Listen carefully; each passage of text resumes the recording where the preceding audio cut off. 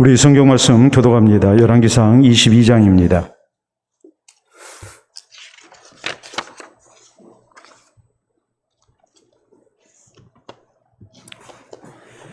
열왕기상 22장 41절에서 마지막 53절 말씀 우리 교독합니다.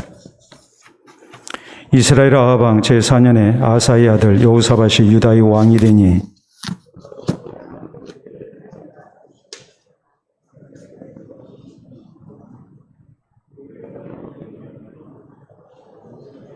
여호사밧이 그의 아버지 아사의 모든 길로 행하며 돌이키지 아니하고 여호와 앞에서 정직히 행하였으나 산당은 폐하지 아니하였으므로 백성이 아직도 산당에서 제사를 드리며 분향하였더라. 여호사밧은 남은 사적과 그가 부린 권세와 그가 어떻게 전쟁하였는지는 다 유다 왕 역대지략에 기록되지 아니하였느냐.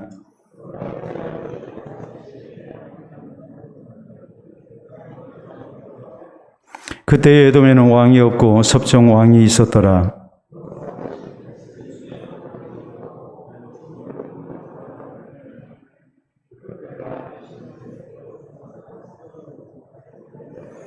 아합 아들 아하시아가 여호사밧에게 이르되 내 종으로 당신의 종과 함께 배에 가게 하라 하나 여호사밧이 허락하지 아니하였더라.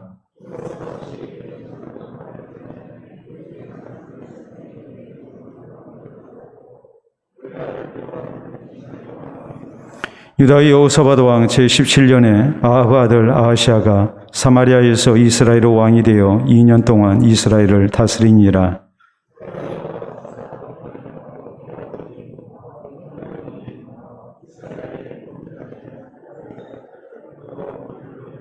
바알을 섬겨 그에게 예배하여 이스라엘의 하나님 여호와를 노하시게 하기를 그의 아버지의 온갖 행위같이 하였더라. 아멘. 기도하고 말씀 받도록 합니다. 하나님 아버지 감사합니다. 오늘 우리를 주의 전에 부르시사 하나님 앞에 경배케 하시며 또 우리의 마음을 모아 합심하여 기도하게 하시고 또 이 시간 경건함으로 주의 음성 듣기를 소원토록 해주시오니 감사합니다.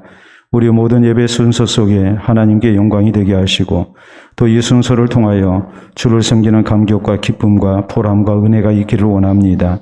이제 하나님의 말씀이 허락되는 이 시간, 이 허락하신 말씀을 통해 우리 하나님의 세미한 음성을 듣게 하시고 우리의 영혼이 소생되게 하시고 또 우리의 신앙이 더욱 성숙되게 하시고 우리를 향하신 나를 향하신 하나님의 음성을 듣는 가운데 더욱 신실한 주의 백성으로 살아갈 우리 모두가 되게 하시고 힘을 얻도록 인도하여 주시옵소서. 예수님 이름으로 기도하옵나이다. 아멘. 오늘 열왕기상 강의 65번째 마지막 시간입니다. 우리나라의 지정학적 위치를 보면 주변에 세계 4강대국이 이제 자리 잡고 있다는 것을 알 수 있습니다. 우리나라는 미국과 중국과 또 러시아와 일본 사이 그 틈새에서 생존을 도모해야 하는 그런 이제 지정학적 위치를 가지고 있습니다. 그렇기 때문에 우리가 실리외교를 이제 해야죠. 다시 말하자면 우리나라의 그 위치가 4강대국 사이에 끼어 있고 또 4강대국이 여러 가지 정치나 이념 이런 문제로 인해서 서로 대치하고 있는 그런 이제 상황이기 때문에 그 사이에서 우리가 실리 외교를 잘 펴야만이 우리나라가 이제 생존을 할 수가 있습니다. 특히 우리나라처럼 부존 자원이 부족한 나라에서 외국으로부터 우리의 필요한 것을 다량 수입해야만이 우리가 생존할 수 있는 그런 입장에서는 실리 외교가 절대적으로 필요합니다. 만약에 잘못하게 되면 우리가 한쪽 편을 이렇게 치우치는 그런 외교를 하게 된다면 이제 적을 만들 수밖에 없고 또 이것이 우리의 정치적 입장이나 또 경제적인 그런 형편을 놓고 볼 때 심각한 그런 이제 위기로 다가올 수가 있기 때문에 그러는 것이죠. 근데 실리 외교라는 것이 또 너무 이렇게 계산적으로 하다 보면 이제 명분을 잃게 되고 또 이것 또한 이제 우리의 그런 위치를 애매하게 만들고 또 위험하게 만드는 그런 입장이 또 될 수밖에 없습니다. 실리와 명분 사이에서 우리가 지혜롭게 우리의 처신을 하는 것, 이것이 굉장히 필요한 그런 이제 우리의 모습입니다. 우리는 지난 시간에 아합과 아람과의 전쟁에서 미가야 선지자의 예언이 그대로 성취된 그 과정을 우리가 살폈습니다. 미가야 선지자는 아합 왕이 이번 전쟁에 패배하게 될 것이고 죽을 것이라고 하나님의 그런 이제 말씀을 전합니다. 아합 왕이 이 얘기를 들었을 때에 굉장히 불쾌했고 또 불안했죠. 그래서 그는 이제 변장하고 전쟁터로 나갑니다. 함께했던 여호사밧에게만 왕복을 입히고 자기는 왕이 아닌 것처럼 하고 이렇게 전쟁터로 나갔습니다. 그래서 아람의 집중적인 그런 이제 표적이 되는 것을 피할 수가 있었습니다. 그렇지만 한 병사가 무심코 쏜 화살에 갑옷 솔기를 맞아서 아합은 중상을 입게 됐고 그는 결국 이제 전쟁터에서 죽고 맙니다. 이런 모든 것이 하나님의 말씀대로 되어진 일이었습니다. 그리고 이제 아합이 죽고 난 다음에 그의 아들 아하시아가 아버지의 뒤를 이어서 왕위를 잇게 됐다. 이것이 이제 40절까지 내용입니다. 오늘 우리가 41절에서 마지막 53절까지 말씀을 교독했는데 오늘 성경 말씀은 이 열왕기 상을 마치면서 전체적으로 여호사밧 왕의 일대기와 더불어서 당시에 북이스라엘의 왕이었던 아합 왕과 그 아들 아하시아 왕에 대한 그 관계를 이렇게 이제 설명을 하고 있습니다. 여호사밧 왕이 남유다의 왕으로서 북이스라엘의 왕들과 어떤 외교 관계를 맺었는가? 근데 전체적인 내용은 여호사밧 왕이 실리를 추구하는 그런 이제 외교를 폈습니다. 그런데 이것이 실패로 돌아갔고 결국 이제 여호사밧 왕도 굉장한 손해를 볼 수밖에 없는 그런 처지가 되고 말았다. 이것이 열왕기상 전체를 마무리하면서 우리에게 이제 전하고 있는 그런 내용입니다. 자, 여호사밧 왕이 실리 외교를 이렇게 추구했지만 그것이 실패로 돌아가고 있는 그것을 실패로 규정하고 있는 오늘 성경 말씀, 왜 이런 말씀을 전하면서 우리가 교훈받기를 원할까요? 어떤 교훈을 우리에게 주기 위해서 여호사밧 왕의 실리 외교가 결국 실패로 끝나고 말았다. 이렇게 이제 단정적으로 이렇게 증거하고 있을까요?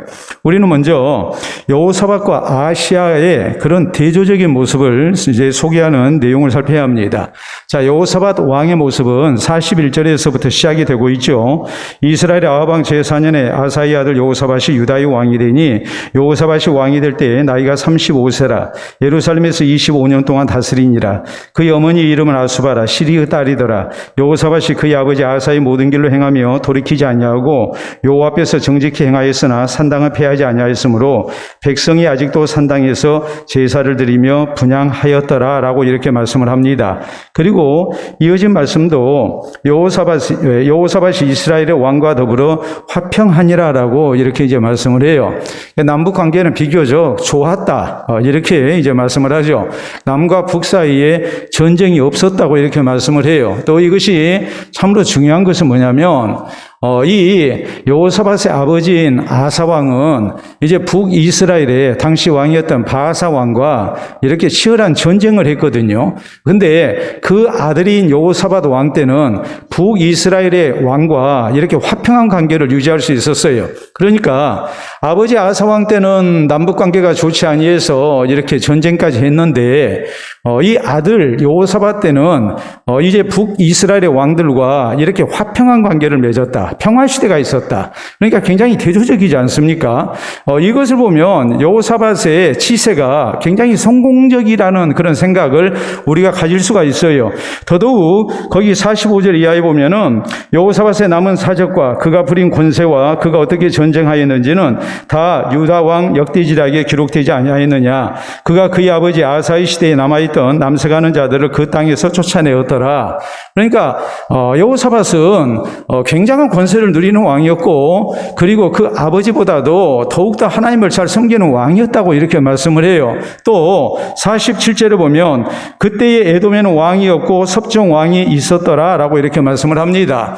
우리가 사무엘하 8장에 보면은 다윗이 왕이 오르고 난 다음에 에돔을 정복합니다. 그리고 그때 이후로 에돔은 이제 이 이스라엘의 지배를 받게 됐고 스스로 왕을 뽑지를 못하고 이 유다 왕의 허락을 받아서 섭정왕이 다스리는 그런 이제 나라가 됐습니다. 그러니까 여호사밧 때에 국력이 굉장히 신장됐다는 것을 우리가 알 수 있어요. 그래서 계속된 말씀을 보면 50절에 여호사밧이 그의 조상들과 함께 자매 그의 조상 다윗성에 그의 조상들과 함께 장사되고 그의 아들 여호람이 대신하여 왕이 됐다. 이렇게 성경 말씀에서 대체적으로 여호사밧의 이 25년의 치세 기간이 굉장히 성공적이었다. 겉으로 보기에는 굉장히 성공적이고 평화시되고 또 굉장히 국력이 신장된 그런 이제 안정적인 나라였다. 이렇게 이제 말씀을 하고 있습니다. 반면에 동시대를 살았던 아방의 아들인 아시아는 어떠했는가? 북이스라엘의 형편은 어떠했는가? 그것이 이제 51절부터 시작된 말씀이죠. 거기 보면 유다의 여호사밧 왕 제17년에 아합 아들 아시아가 사마리아에서 이스라엘의 왕이 되어 2년 동안 이스라엘을 다스리니라. 그가 여호와 앞에서 악을 행하여 그의 아버지 길과 그의 어머니 길과 이스라엘에게 범죄하게 한 느바세 아들 여로보암의 길로 행하며 바알을 섬겨 그에게 예배하여 이스라엘 하나님 여호와를 노하시게 하기를 그의 아버지의 온갖 행위같이 하였더라 라고 이렇게 말씀합니다. 그의 아버지의 길, 바로 아방을 얘기합니다. 또 그의 어머니의 길, 그것은 이세벨 왕후를 얘기하죠. 그리고 느바세 아들 여로보암의 길, 여로보암의 길이라는 것은 남유다가 다윗의 길이라고 했을 때의 그 말의 의미는 하나님을 잘 섬기고 하나님의 복받은 그런 이 왕의 길을 이제 그 시대를 표현하는 그런 내용입니다. 그런데 여로보암의 길이라고 하면 정반대의 길을 얘기를 해요. 금송아지 우상 숭배했죠. 하나님 섬기는 대신에 온갖 나쁜 짓 다 했죠. 이것이 이제 여로보암의 길이고 하나님의 복은커녕 이렇게 하나님 앞에 진노와 저주, 징벌을 당하는 그런 시대를 말하거든요. 그러니까 아합의 아들 아시아의 시대는 어떤 시대였느냐 했을 때에 그의 아버지 아합의 그런 아주 패역함을 본받았고 그의 어머니 이세벨의 그런 우상 숭배를 본받았고 거기에다가 느바세 아들 여로보암의 길을 본받아서 아주 패역한 시대, 그때가 이제 아시아 왕 때였다라고 말씀을 해요. 그러니까 남유다는 여호사밧이 아버지 아사의 뒤를 이어서 하나님을 잘 섬기는 가운데 아버지보다도 더 신앙생활을 잘하는 가운데 하나님이 주시는 복을 많이 누린 시대였다. 이렇게 한 줄로 정리할 수 있었다면 그와 동시에 북이스라엘 아시아 왕 시대는 어떤 시대였느냐? 그의 부모의 불신앙적인 것을 따라가지고 이렇게 하나님 앞에 우상이나 숭배하고 패역함으로 행해서 그래서 이렇게 하나님의 진노 속에 있었던 시대였다라고 이렇게 말씀을 해요. 자, 여호사밧의 시세는 나이 35세의 왕이 올라서 25년 동안 나라를 다스렸습니다. 굉장히 국력이 신장되고 나라가 안정된 시대였죠. 그리고 하나님의 복을 많이 받았죠. 평화 시대였죠. 그러나 아시아의 시대는 불과 2년이었거든요. 근데 그 2년의 시대는 어떤 시대였느냐? 그의 부모의 불신앙을 따라서 아주 패역하게 하나님 앞에 행했고 또 그로 인해서 이 아시아 왕은 하나님의 복에서 멀어진 사람이 됐고 결국 그 자신도 불행했고 나라도 불행했다. 이것이 지금 열왕기 상을 마치면서 대조적으로 보여주고 있는 그런 모습이에요. 여러분, 여기 있는 내용을 우리가 보게 될 때에 우리가 어떤 생각을 해야 되겠습니까? 자, 여호사밧은 자기 아버지 아사 왕보다도 더 하나님을 잘 섬겼어요. 그런데 아시아는 자기 부모보다도 더 하나님을 이렇게 바로 섬기지 않냐고 악하게 우상을 숭배하고 패역한 그런 이제 모습으로 살았습니다. 남과 북이 완전히 대조적이었어요. 여러분, 그 뿌리가 어디에서부터 시작됐느냐 했을 때에 그 부모 시대부터 시작됐다는 사실을 강조를 하고 있어요. 여러분, 여호사밧에 대해서 말하면서 그 아버지 아사 왕을 언급합니다. 아시아 왕을 언급하면서 그 부모를 언급하고 있습니다. 이것이 곧 무엇을 얘기합니까? 그 부모의 영향을 받을 수밖에 없었다는 것을 강조하고 있는 거예요. 여호사밧 왕은 자기 아버지 아사 왕을 보고서 하나님을 더 잘 섬기기를 힘썼던 왕이었어요. 반면에 북이스라엘의 아시아 왕은 이제 뭐합니까? 자기 부모를 보면서 전혀 배우지를 못해요.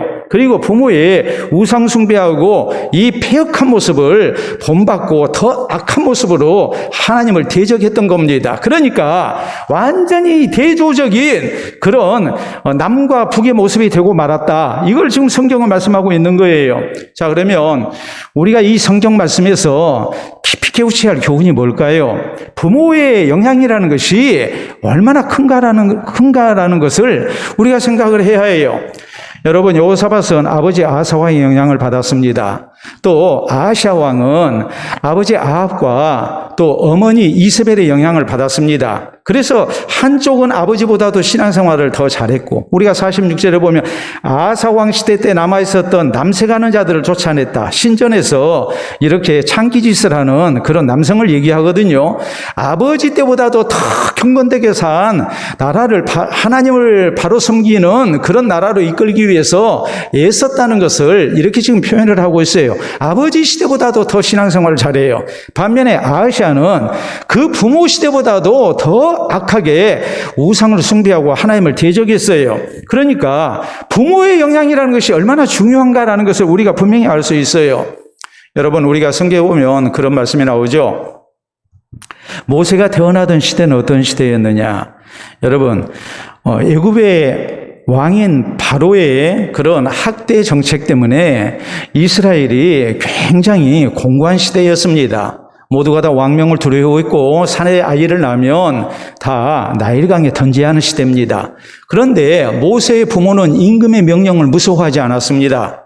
그리고 뭐 합니까? 아이를 숨겨 기릅니다. 그러는 가운데 모세가 이제 장성에서 하나님 앞에 쓰임을 받게 돼요. 모세의 신앙에 대해서 성경은 또 뭐라고 말씀하는가? 우리가 히브리서 11장에 보면 모세는 임금의 명령을 무서워하지 아니했다. 자, 그 부모가 임금의 명령을 무서워하지 아니하고 하나님을 경외하는 가운데 이 모세를 살리고자 애를 썼어요. 그럴 때 하나님께서 모세를 살려주셨어요. 그 부모의 신앙에 응답을 했어요. 그러니까 부모의 신앙을 보고 자랄 수밖에 없었던 그 영향을 받았던 모세도 장성하고 난 다음에 어떤 사람이 됐느냐? 그도 임금의 명령을 무서워하지 않는 사람이었다. 성경은 이렇게 말씀을 하고 있어요. 여러분, 우리가 지난 시간에 살폈던 사무엘의 어머니 한나는 하나님 앞에 기도로 문제를 해결받은 사람입니다. 한나 하면 기도하는 어머니를 우리가 생각할 수 있어요. 그런데 그 아들인 사무엘은 또 어떤 사람이었느냐? 역시 기도의 사람이었어요. 기도로 얻은 아들이에요. 어머니가 기도해서 기도로 하나님께 얻은 아들이기 때문에 이 아들에게 있어서 기도라는 것은 그저 단순한 이론이 아니에요.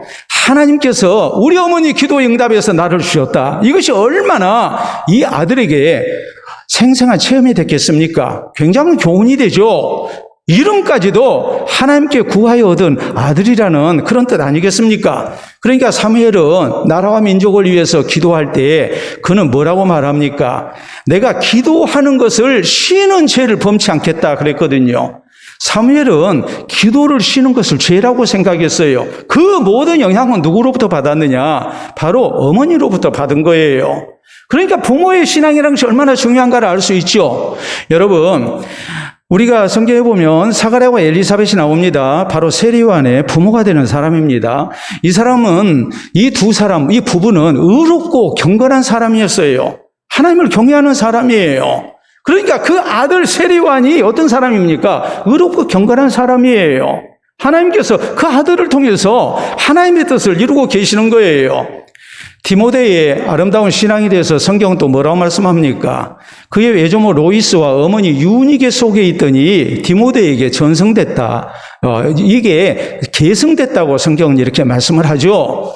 부모의 신앙이라는 것이 얼마나 중요한가를 우리가 기억해야 해요. 부모의 신앙대로 자식은 따라가게 돼 있다는 것을 우리가 생각을 하고, 우리가 자식들에게 부모로서 귀한 신앙의 교훈을 남겨야 한단 말이에요. 우리가 일반적으로 부모가 자식에게 남겨야 할 유산, 소중한 것이 무엇일까? 우리는 재산만을 생각합니다. 근데 유대인들은 이렇게 가르칩니다. 부모가 자식에게 남겨야 할 소중한 유산은 4가지가 있다. 첫째는 좋은 습관이다. 어려서부터 좋은 습관을 갖게 해야 합니다. 2번째는 좋은 교육입니다. 3번째는 좋은 경험입니다. 아이가 부모를 통해서 이제 인생의 좋은 경험들을 이렇게 터득할 수 있도록 해야 합니다. 그리고 4번째가 좋은 신앙이라고 그랬어요.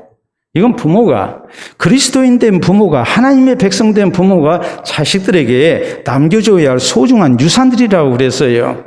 이런 얘기가 있지 않습니까? 미국의 유명한 성직자 4명이 이제 성경에 대해서 이렇게 토론을 하면서 성경이라는 것이 여러 번역이 있거든요. 뭐 영어 성경이라고 해서 한 가지만 있는 게 아니에요. 우리도 지난 2007년부터 이렇게 개정판으로 우리가 성경을 보고 있지 않습니까? 그렇기 때문에 성경이라는 것이 여러 번 이렇게 개정의 단계를 거쳤어요. 이전에 있던 성경은 1956년에 개정된 성경입니다. 이걸 한 50년 쓰고 2007년도에 다시 개정을 했어요. 왜 그러냐면 맞춤법이 많이 바뀌죠. 또 거기에다가 이제 옛날 용어를 그대로 놔두게 되면 현대 쓰지 않는 용어가 있기 때문에 아무래도 이해하기 어렵습니다. 그렇기 때문에 이렇게 시대를 따라서 이렇게 개정을 하는 거예요. 영어도 마찬가지예요.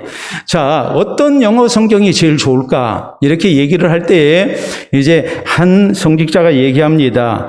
킹 제임스 번역본이 제일 좋다. 킹 제임스 번역본은 이 성경을 원본 성경을 이제 이 라틴어 성경을 처음으로 이렇게 영어로 번역한 그런 성경입니다. 영국의 제임스 왕이 이 킹 제임스가 1604년에 번역을 시작해서 1611년에 이렇게 완성시킨 그런 유명한 영어 성경 번역본입니다. 그래서 이제 이 아주 간결하면서 아름다운 영어 문체로 잘 번역이 된 성경이다. 이렇게 킹 제임스 번역본을 이제 제일 좋다고 얘기를 합니다. 그랬더니 또 한 성직자 얘기하기를 나는 미국 표준역 성경이 제일 좋더라. 히브리어와 헬라어의 원어에 가깝게 번역된 성경이다. 각기 번역본에 지금 장점을 지금 얘기하는 거예요. 이게 좋더라. 그러니까 또 한 목사님은 나는 현대역 성경을 제일 좋다고 생각한다. 현대 언어로 번역이 됐기 때문에 이제 이해하기가 쉽다. 우리 가운데도 현대인을 위한 성경이 있거든요. 이게 현대역 번역 성경이에요. 쉽게 이해할 수 있는 말로 기록이 된 거예요. 모두가 다 장점이 있죠. 그런데 한 목사님이 이런 말씀을 하십니다. 나는 우리 어머니가 번역한 것을 가장 좋아합니다 하면서 우리 어머니는 성경 말씀을 실제 생활에서 그대로 나타내셨습니다. 그렇기 때문에 가장 이해하기 쉽고 믿을 만한 번역 성경입니다 라고 이렇게 얘기를 해요. 여러분, 백문이 불여일견이라고 그랬어요. 100번 듣는 것보다 한 번 보는 게 나아요. 어머니가 신앙으로 살고 그 하나님의 말씀을 붙들고 그대로 순종하고 사는 가운데 하나님의 말씀을 믿고 순종하는 것이 얼마나 복된가를 자식들 앞에서 보여줬어요. 그러니까 뭐 어떤 번역, 이런저런 번역 장점이 있다 할지라도 우리 어머니가 온몸으로 번역한 성경 이상 더 좋은 성경은 없더라. 여러분, 참 의미심장한 말이지 않겠습니까? 부모가 자식에게 미치는 영향이 참 많습니다. 유전적인 영향도 있죠. 부모의 유전적 형질이 자식에게 그대로 또 전해지지 않습니까? 생활 습관도 전해집니다. 음식 기호도 부모를 따라가요. 엄마가 안 먹는 음식은 자식도 안 먹으려고 그래요. 음식 기호도 따라가요. 또 말하는 것도 따라가요. 거기다가 가치관도 따라가게 돼 있어요. 부모가 자식에게 미치는 영향이 굉장히 많아요. 거기에다가 결정적인 것이 뭐겠습니까? 신앙의 영향이에요. 자녀의 신앙생활에 결정적인 영향을 끼치는 사람은 바로 부모라는 것을 우리가 알아야 합니다. 그러므로 부모가 먼저 바른 신앙생활을 힘써야 합니다. 그래서 우리의 자녀들이 부모의 신앙을 본받아서 신앙생활을 잘하는 가운데 하나님 앞에 사랑받고 또 하나님이 복 주시고 또 하나님께서 귀하게 쓰시는 이런 은혜가 우리 자녀들에게 있기를 바랍니다. 자, 두 번째, 오늘 성경은 또 우리에게 이런 말씀을 해요. 여호사밧은 이스라엘 왕과 더불어서 화평하게 지냈다라고 특별히 이 점을 강조를 해요. 자, 거기 44절 우리 같이 읽어봅니다. 여호사밧이 이스라엘 왕과 더불어 화평하니라. 우리가 잘 알다시피 여호사밧 왕은 이제 아방과도 화평하게 지냈고 또 아방의 아들인 아하시아와도 이제 화평하게 지냈습니다. 그 이유는 평화 외교를 폈기 때문이죠. 평화 외교를 어떻게 폈습니까? 먼저는 결혼 동맹을 맺었어요. 자기 아들과 아합의 딸과 서로 혼인을 했습니다. 그래서 사돈지간이 됐습니다. 여호사밧 왕의 아들인 여호람과 그리고 아합 왕의 딸인 아합과 이세벨 사이에서 난 딸인 아달랴와 서로 결혼을 해서 남과 북이 이렇게 사돈지국이 됐어요. 그래서 화평하게 지낼 수가 있었어요. 결혼 동맹만 맺은 것이 아니라 또 무슨 동맹을 맺었습니까? 군사 동맹을 맺었죠. 그래서 아합 왕의 제안을 받아들여서 서로 연합군을 만들어서 아람과 전쟁을 했습니다. 군사 동맹을 맺었어요. 그러니까 화평해요. 거기에다가 우리가 48절에 있는 말씀을 보면 또 하나의 동맹을 맺습니다. 자, 48절에 있는 말씀 봅니다. 여호사밧이 다시스 선박을 제조하고 오빌로 금을 구하러 보내려 하였더니 그 배가 에시온게벨에서 파산하였으므로 가지 못하게 됐다라고 이렇게 기록이 돼요. 자, 여기 보면은 다시스라는 것은 오늘날 스페인에 있는 항구 도시를 얘기합니다. 거기까지 이렇게 배를 보내가지고 무역을 하고 해서 경제적인 부를 얻기를 원했어요. 남과 북이 함께 경제 동맹을 맺은 거예요. 근데 이 모든 일의 결과가 좋지 못했어요. 의도는 좋았어요. 우리가 남과 북이 서로 형제인데 우리가 많은 이방인들과 전쟁도 하고 우리의 생존을 도모해야 되는데 또 하나님이 주신 기업도 지켜야 되는데 우리가 이렇게 남과 북이 서로 등 돌리고 싸우고 있으면 되겠느냐. 주변의 이방 민족들을 생각하면 우리가 서로 하나 돼야 한다. 해서 결혼 동맹 맺었죠. 또 군사 동맹 맺었죠. 또 경제 동맹을 맺었습니다. 얼마나 잘한 일입니까? 그 의도가 얼마나 좋아요. 목적이 얼마나 좋아요. 근데 결과가 다 안 좋았어요. 어떻게 안 좋았느냐? 자, 우리가 결혼 동맹을 생각하면 여호사밧 왕의 아들이 여호람입니다. 그리고 아합과 이세벨의 딸이 아달랴입니다. 근데 이 여호람의 아내 아달랴에 대해서 성경은 뭐라고 말씀하는가? 우리가 열왕기하 8장 18절에 보면 여호람 왕이 우상을 숭배합니다. 아버지 여호사밧이 얼마나 신실한 하나님을 잘 섬기는 왕이었습니까? 그런데 여호람은 우상을 숭배했어요. 그 아들은. 그 이유에 대해서 성경은 뭐라고 말씀하느냐? 여호람이 아합과 이세벨의 그 집안의 사위가 됐기 때문이었다라고 말씀을 해요. 그러니까 본가인 아버지의 신앙을 따른 것이 아니라 처가의 신앙을 따라간 거예요. 그래서 우상을 숭배한 거예요. 거기서 그치지 않죠. 여호람과 아달랴 사이에서 난 아들이 왕이 일찍 죽고 말아요. 그러니까 아달랴가 다윗 집안의 씨를 다 죽여버려요. 그리고 자기가 왕이 되고 말아요. 그래서 남유다의 존망이 참 어려운 그런 시대를 맞이하고 말아요. 결혼 동맹이 결국에는 남유다가 망하는 그런 길로 갈 위기에 빠지게 만들었어요. 결혼 동맹이 실패한 겁니다. 한때는 좋았어요. 근데 결과는 안 좋았어요. 군사 동맹도 실패로 끝났죠. 남과 북이 힘을 합쳐서 여호사밧 왕이 아합 왕과 더불어서 이렇게 아람과 전쟁을 했습니다. 하나님께서 우리 조상에 준 길르앗 라못을 우리가 되찾읍시다 해서 그 의도가 얼마나 좋았습니까? 목적이 얼마나 좋았습니까? 근데 아합 왕은 전사했고 여호사밧 왕도 죽을 뻔했어요. 여호사밧 왕이 왕복을 입고 전쟁터로 나가니까 아합 왕의 말을 듣고 전쟁터 나갈 때 왕복을 입었습니다. 그랬더니 아람의 지휘관들이 이가 이스라엘의 왕이다 그러면서 여호사밧을 죽이려고 쫓아오잖아요. 그래서 여호사밧이 나 아니라고 큰 소리치고 하나님께 부르짖을 때 그때 하나님이 기적적으로 살려주셨거든요. 군사동맹도 실패했어요. 의도도 좋았고 목적도 좋았어요. 남과 북이 힘을 합쳐서 우리가 빼앗긴 땅을 찾읍시다. 민족의 자존심을 회복합시다. 하나님이 주신 기업을 우리가 되찾읍시다. 얼마나 좋습니까? 그런데 결과는 실패로 끝나고 말았어요. 자, 경제 동맹은 어떻게 됐을까요? 우리가 48절에 있는 말씀을 보면 아합의 아들 아하시아가 여호사밧에게 이르되 48절 여호사밧이 다시스 선박을 제조하고 오빌로 금을 구하려 보내려 하였더니 그 배가 에시온게벨에서 파스나였으므로 가지 못하게 됐다라고 말씀을 하죠. 여러분, 배가 파산하고 말았어요. 본전도 못 찾은 거예요.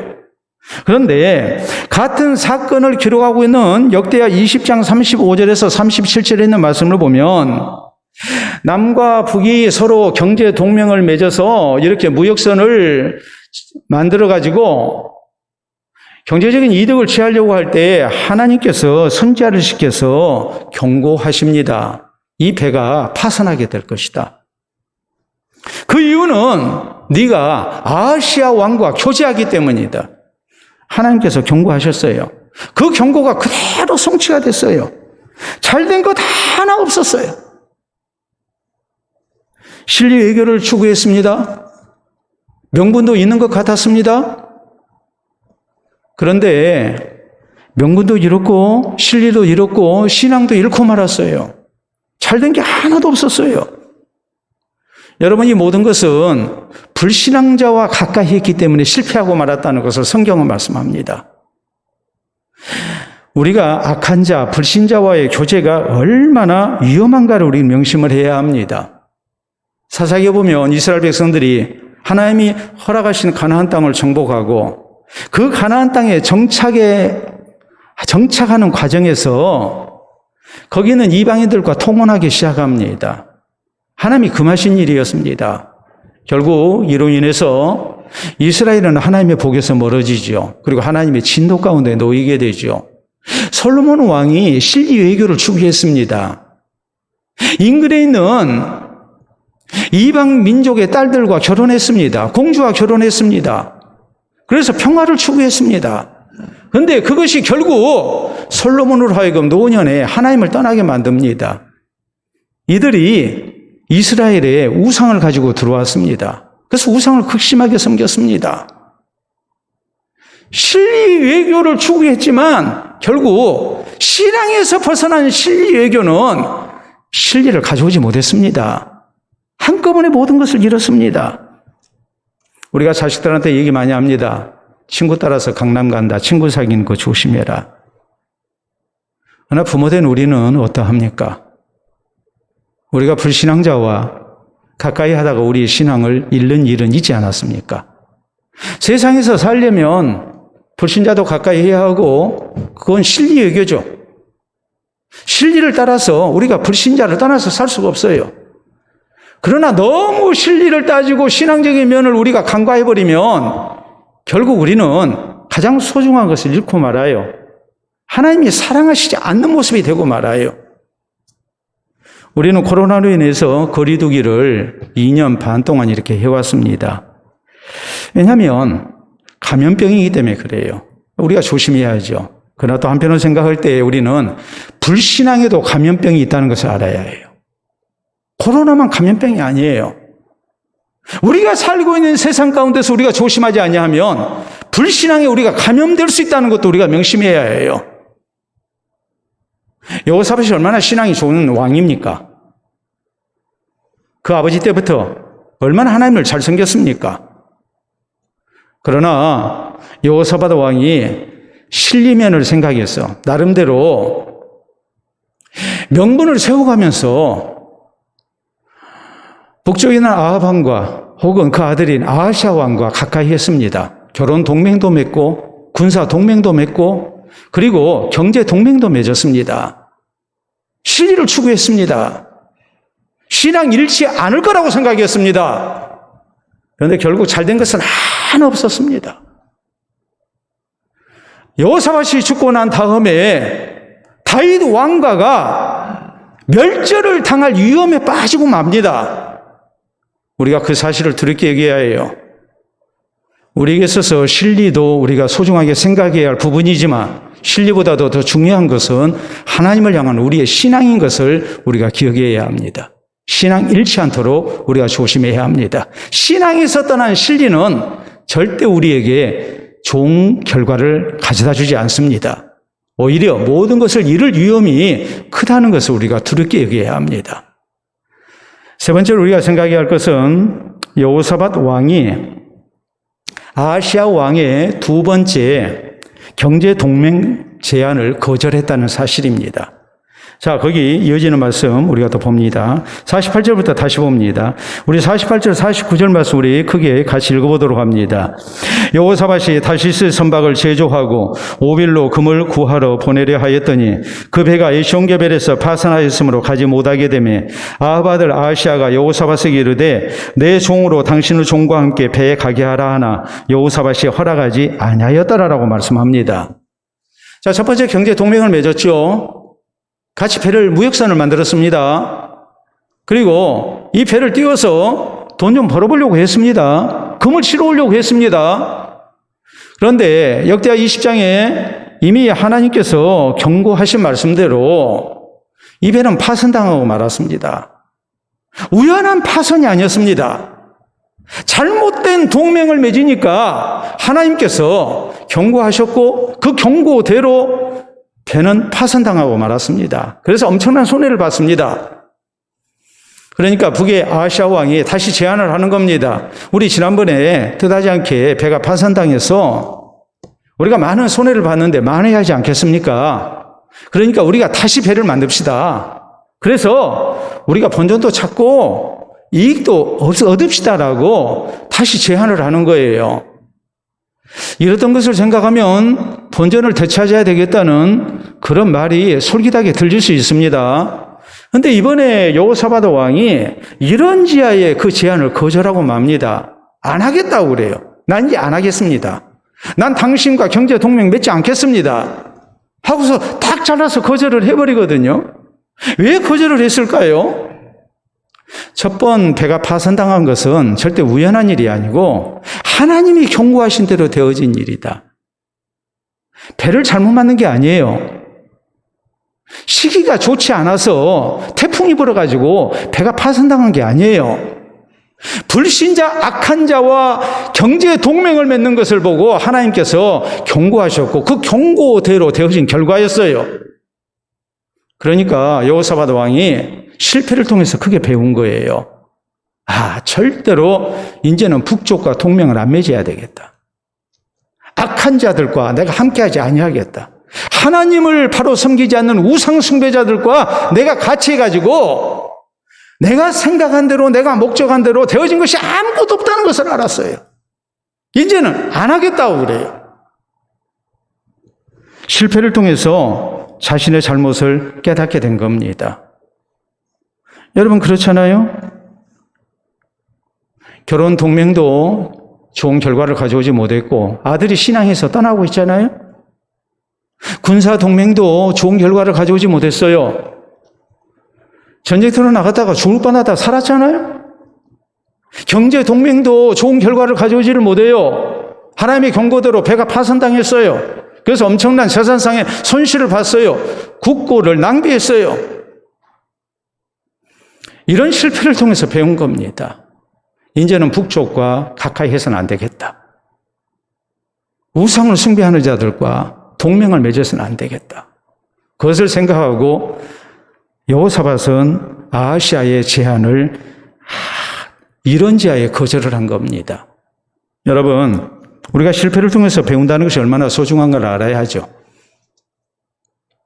이스라엘의 초대왕 사울은 하나님의 말씀에 자꾸 불순종합니다. 그 불순종의 대가를 톡톡히 지불해요. 하나님의 선지자 사무엘을 통해서 경고하시고 또 사울의 불순종이 좋지 못한 결과로 나타나는 그런 일들을 많이 겪어요. 그러면서도 사울은 계속 하나님 앞에 불순종하죠. 그리고 그의 일생을 성경은 뭐라고 말씀하느냐? 역대상 10장 13절 14절에 있는 말씀을 보면 사울이 죽은 것은 여호와께 범죄했기 때문이라. 그가 여호와의 말씀을 지키지 아니하고 또 신접한 자에게 가르치기를 정하고 여호와께 묻지 아니하였으므로 여호와께서 그를 죽이시고 그의 나라를 이새의 아들 다윗에게 넘기셨더라. 계속되는 실패를 통해서 배우지를 못해요. 그러니까 결국 그의 인생이 비참하게 되죠. 여러분, 마가라는 사람은 예수님을 따랐고 또 주를 위해서 헌신의 길에 나섰지만 그는 1차 전도여행 때 고생을 참지 못하고 밤빌리아에서 예루살렘으로 도망가 버렸습니다. 참 부끄러운 일이었어요. 이것을 회개합니다. 그리고 그는 실패한 자리에서 다시 일어섭니다. 그리고 2차 전도여행 때 다시 헌신되기를 원하죠. 사도 바울이 받아주지 아니해서 결국 바나바와 함께 전도여행을 떠났고 교회 역사는 마가가 아주 훌륭한 하나님의 사람으로 쓰임받았음을 이렇게 증거합니다. 실패를 통해서 배운 거예요. 베드로 사도도 그렇죠. 예수님 십자가 지시기 전날 밤 겟세마네 동산에서 기도하십니다. 주께서 경고하셨습니다. 네가 나와 함께 오게도 가고 죽는데도 가겠다고 장담한다마는 너 나를 부인하게 될 거다. 3번 부인하게 될 거다. 그럴 일 없습니다. 예수님 십자가 지시를 두고 겟세마네 동산에서 피땀 흘려가며 기도하시는데 시험에 들지 않게 깨어있어 기도하라는 주의 말씀도 귓전으로 흘리고 그냥 잡니다.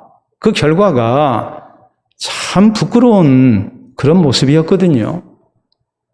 이 베드로가 실패를 통해서 배우죠. 그리고 교회를 향해서 하는 말씀은 뭐였습니까? 베드로전서 5장 8절에 있는 말씀을 보면 근신하라 깨어라 너희 대적 마귀가 우는 사자처럼 두루다니며 삼킬 자를 찾고 있다. 이건 내가 실패를 통해서 배운 거예요. 기도 없이 우리의 신앙을 지킬 수 있는 게 아니에요. 내가 큰 소리 쳤다고 그래서 내가 장담했다고 그래서 내 신앙 지킬 수 있는 게 아니에요. 기도 없이 안 된다. 사도는 실패를 통해서 배웠습니다. 그래서 기도했고 기도를 통해서 이제 승리하는 하나님의 사람이 됩니다. 우리가 잘 아는 시편 119편 67절 71절 말씀 어떤 내용입니까? 고난당하기 전에 내가 그릇 행하였더니 이제는 주의 말씀을 지키나이다. 고난당한 것이 내게 유익이라. 이로 인하여 내가 주의 율례를 배우게 되었나이다 라고 말하잖아요. 인생의 고난과 실패를 통해서 내 신앙을 새롭게 하고 배웠습니다. 이제 신앙이 더 성숙됐습니다. 여러분, 미국의 유명한 방송인인 오프라 윈프리가 있어요. 이 오프라 윈프리가 이런 말을 했습니다. 한번 우리가 보도록 하겠습니다. 실패는 우리가 어떻게 실패에 대처하느냐에 따라 정의된다 그랬어요. 이게 실패냐 아니냐 하는 것은 결과가 얘기하는 게 아니다 이 말이에요. 그 실패에 내가 어떻게 대처했느냐에 따라서 그게 실패가 되기도 하고 성공이 되기도 하는 거다 이 말이에요. 실패를 통해서 내가 배우지를 못하면 그건 진짜 실패입니다. 그러나 실패를 통해서 내 부족을 알고 내가 나의 잘못을 고쳤다면 내 부족을 채웠다면 그 실패는 나에게 소중한 경험이 되고 자산이 되는 겁니다. 그리고 나를 성공의 길로 인도하는 겁니다. 그러므로 그 실패는 실패가 아닙니다. 말 그대로 성공의 어머니입니다. 실패는 뭐냐? 그 실패에 대해서 내가 어떻게 대처하느냐에 따라서 정의되는 거다. 우리가 실패를 통해서 고난을 통해서 배워야만 우리가 신앙적으로 더욱 성숙될 수 있고 또 더 나은 결과를 얻는 성도가 될 수 있다는 것을 우리에게 가르치는 말씀이에요. 여호사밧은 실패를 통해서 배우는 왕이었어요. 그랬을 때에 그의 일생을 놓고 볼 때 그는 참 괜찮은 왕이었다. 그는 하나님의 복을 많이 누리는 왕이었다. 그의 일생은 성공적이었다. 아름다운 신앙의 사람이었다. 이렇게 성경은 평가를 하고 있는 겁니다.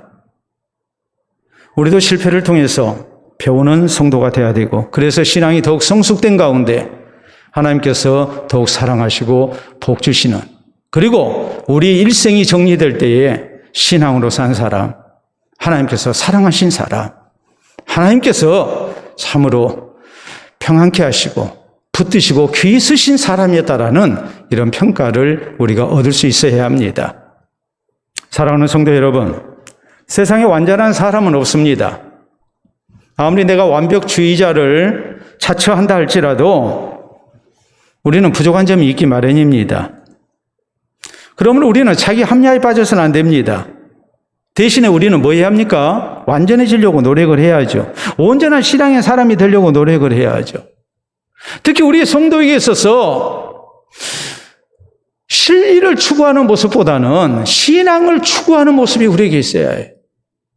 그래야 우리는 하나님이 보실 때 아름다운 신앙의 사람으로 살아갈 수가 있어요. 부모의 영향이 얼마나 큰가라는 것을 생각하고 우리가 신앙생활하는 부모로서 자녀들에게 아름다운 본을 남기기를 힘쓰는 신앙생활을 우리가 해야 합니다. 우리가 불신자와의 교제, 불신자와 교제하면서 실리를 추구하는 모습도 우리가 두려워해야 합니다. 그러다가 신앙까지 이룰 수 있습니다. 또 우리는 뭐 해야 합니까? 혹시라도 우리의 인생길에서 우리가 신앙으로 살지 못해 실패한 일이 있었다면 그런 일을 통해서 우리 자신을 다시 한번 돌아보고 내 부족을 깨닫고 우리가 더욱 신앙으로 성숙된 가운데 바로 살기를 힘쓰는 성도가 되어야 됩니다. 그래서 우리의 신앙이 아름답게 성숙되고 또 살아계신 하나님을 기쁘시게 하는 가운데 우리 하나님이 더욱 사랑하시고 아끼시고 또 우리의 일평생을 놓고 볼 때에 신앙으로 산 사람, 하나님께서 그 신앙을 인정하시고 붙드시고 귀하게 쓰신 사람으로 우리 모두가 인정받는 이런 은혜가 우리에게 있기를 바랍니다. 우리 함께 기도합니다. 오늘 우리의 모습을 보면서 세상 가운데 사는 우리들 항상 믿음으로 산다는 것이 쉽지 않은 우리의 환경을 생각하면서 어떻게 하면 하나님 앞에 늘 바른 신앙으로 살까? 실리만을 추구하는 이 세대의 풍조를 우리가 멀리하고 신앙을 가장 소중히 여기며 살고자 하는 성도될 것을 다짐해야 합니다. 그래서 신앙이 점점 성숙되고 하나님의 사랑과 복을 누리며 또 우리의 자녀들에게 신앙의 아름다운 본을 보이는 부모로서 믿음의 조상되기를 다짐하는 기도가 우리에게 있기를 바랍니다. 기도합니다.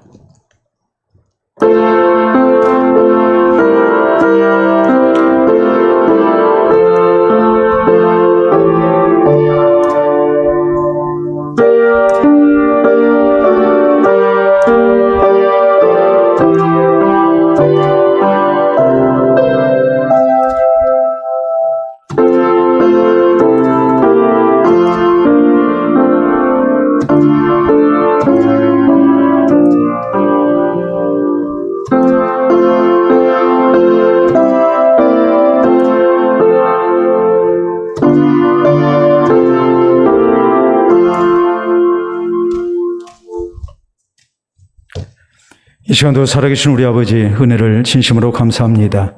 하나님의 끝없는 사랑과 자비와 긍휼하심 속에 우리를 오늘까지 붙들어 주시고 또 하나님의 말씀을 허락하시사 우리의 신앙생활을 돌아보며 우리가 더 나은 내일을 향해 또 더 아름다운 성숙된 신앙의 모습을 향해 다시 한번 새 힘을 얻고 나갈 수 있도록 은혜 주시니 참으로 감사합니다. 우리의 실패 속에서 우리가 신앙을 따라 살지 못했던 우리의 모습을 다시 한번 회개하며 우리가 진실된 모습으로 주님을 따르는 주의 제자들이 되기를 원합니다. 세상 가운데서 항상 하나님을 향한 신앙을 가장 소중히 여기며 진실된 모습으로 하나님 의지하고 믿음으로만 살아가는 우리가 되기를 원합니다. 세상 가운데 혹시라도 우리의 신앙을 잃는 그런 일이 있지 아니하게 하시고 불신앙의 세상에서 하나님을 향한 신앙을 바로 지키며 우리 하나님을 향한 진실된 신앙을 갖는 성도들이 되게 하여 주셔서 우리 하나님께서 우리의 신앙을 인정하시고 우리를 붙드시며 사랑하시는 또 붙드시고 귀하게 쓰시는 은혜가 늘 우리에게 있게 하여 주시옵소서. 그래서 우리의 살아온 모든 발자취가 살아오는 자손들에게 귀한 믿음의 본이 되게 하시고 저희가 그 길을 따르는 가운데 대를 이어가며 우리 하나님 바로 섬기고 또 주님께서 사랑하시고 복 주시는 믿음의 가문을 세워가는 우리 모두가 되기를 원합니다.